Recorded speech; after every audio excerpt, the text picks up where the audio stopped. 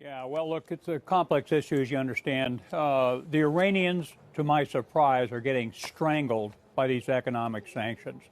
And the people are blaming their leadership, not President Trump. I think the other aspect of it is the U.S. has a legitimate right to try and prevent the Iranians from getting a nuclear weapon. It's sanctioned by the United Nations. It's unlikely that either nation in their current trajectory is going to get the political objective they wish. Nobody's interests are served by a war in the Gulf. Not the Iranians, not the Saudis, the Gulf Coast states, the Israelis. It's going to be a disaster and an ugly little war. I don't think it's going to happen either for that reason. But at this point, it's public belligerence and no negotiations. Not a good combination. Sure. So you're saying the Iranians want those sanctions lifted.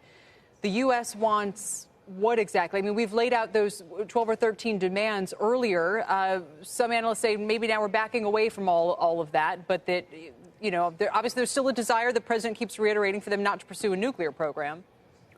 Well, you know, actually, Secretary Pompeo's 12 demands did make sense. The Iranians are bad actors in the region. They're heavily involved in terrorism throughout the so-called Shia arc through Iraq, Lebanon, and into the Libyan desert, which is mostly a Sunni Muslim thing. They are, without question, continuing missile development.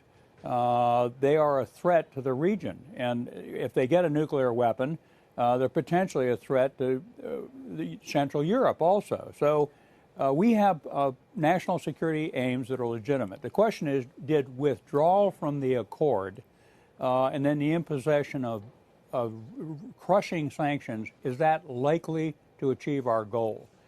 Now, I think one of the issues we've got to take into account is the U.S. has massive military power that we can bring to bear. We could devastate their industrial base. We could take out their Navy and much of their air power.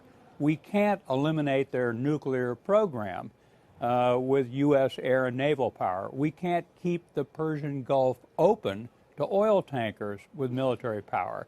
You'd never get all the missile batteries, artillery, et cetera.